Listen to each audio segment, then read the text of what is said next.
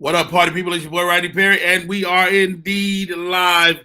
The name of the show is Five Quick Questions. Well, actually, the name of the show is Rodney Perry Presents Five Quick Questions, where I tag one of my friends and we talk. Maybe we learn some stuff we didn't already know, or maybe we give you an opportunity to learn some stuff that I know. With that, my guest for today, a very dope guy, man. I had the pleasure of knowing him for over 20 years, probably closer to 30. We raised our kids. We watched each other. We watch each other's successes, each other's failures, and we are still here, and we are still taking it to another level. Ladies and gentlemen, my friend, Mr. David Arnold. What's up, David? All of my failures, huh, Roddy? You've seen them up close and personal. I've definitely seen a couple of it. And still, I found myself proud of you. Of all the things I've watched you fall on your face and do, I still happen to be a little impressed by you. I did. I saw you. Excuse me. I saw you quit your job. I saw you buy a home. I saw you raise these children into young women. Man, it's indeed a pleasure. I tell you what I got right here. Oh no! Don't walk off camera and come back with nothing. I got my copy. Dave. That is a compilation of short films that I wrote and directed and put in film festivals in 2001 and 2002. Damn. Wow. You want me to keep reaching up yet? I got some other stuff. No. I got it. This was a labor of love, Dave. Tell me about David Arnold, the producer and director. That's where I started learning right there. What you just showed was 3 short films that I wrote, directed, produced, edited, starred in, and I did it because I was a stand-up out here, and I quickly realized in LA, stand-up, the game, stand-up was not enough. You had to do more than just that. So I wrote a film, and my first short film was called Because My Stand-Up Is Not Enough. Wow. And I did that, and I went on to do 2 more with the woman I was dating at the time in the first one. Then she became my fiance in the second one, and she was my wife by the time we filmed the third one. Julie is in all of them with me. Get out of here. So which brings me to my first question, David Arnold. How did you get off white women? Okay, first of all, it was a long, grueling process, Rodney. Several rehabs in and out. Several, what is it called? When they interventions. People had to stop. Several interventions. People had to stop and talk to you about it. People had to stop me and just go, you don't have to live like this no more. No, that's so funny. I don't know how I got off white women. I just think what happened was, I met my wife, and I was like, all right, I gotta get out of here. That's so funny. People gonna think that this is real and that I really have a problem with white women. No. Let me clarify. When I met Dave, he was dating a white woman. And was I? Oh yes, I was. You were still doing the bit about her. I was dating, we had just broken up, but yes, it was a girl that I was dating here. Yeah. That is true. I was dating a white girl right before then. That was the last white girl. That was a long time ago. I do remember that. That's over 20. It was over 20 years ago. Easy, because I've been with Julie 20. So yeah. Wow.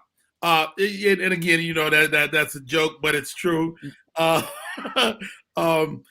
So 20 years is the answer. Huh? So 20 years is the answer. I've been on white women 20 years. 20 years is the answer. Question number 2. Why social media? Because it's a necessary evil.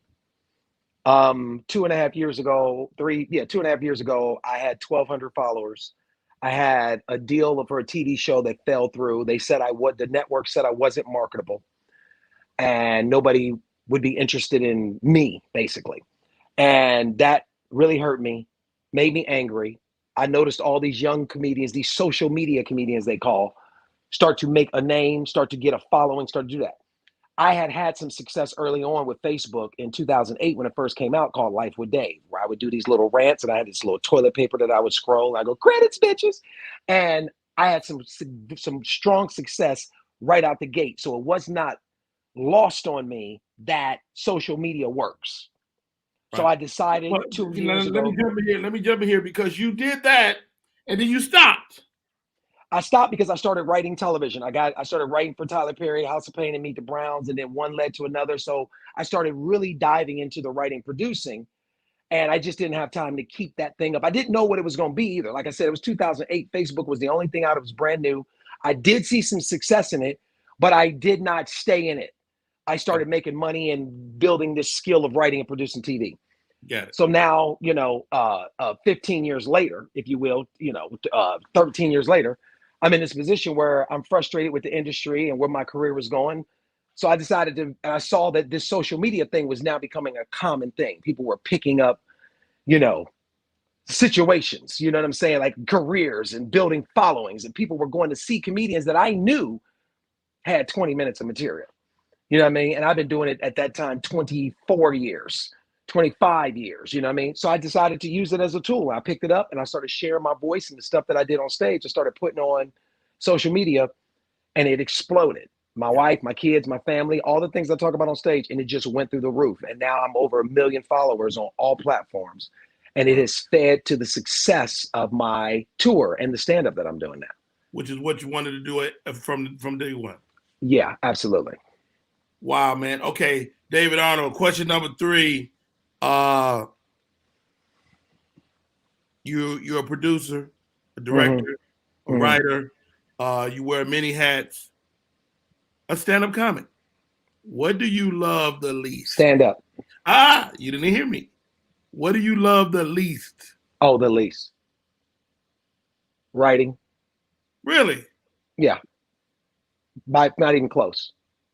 Not even close. Writing and producing to me is the same thing.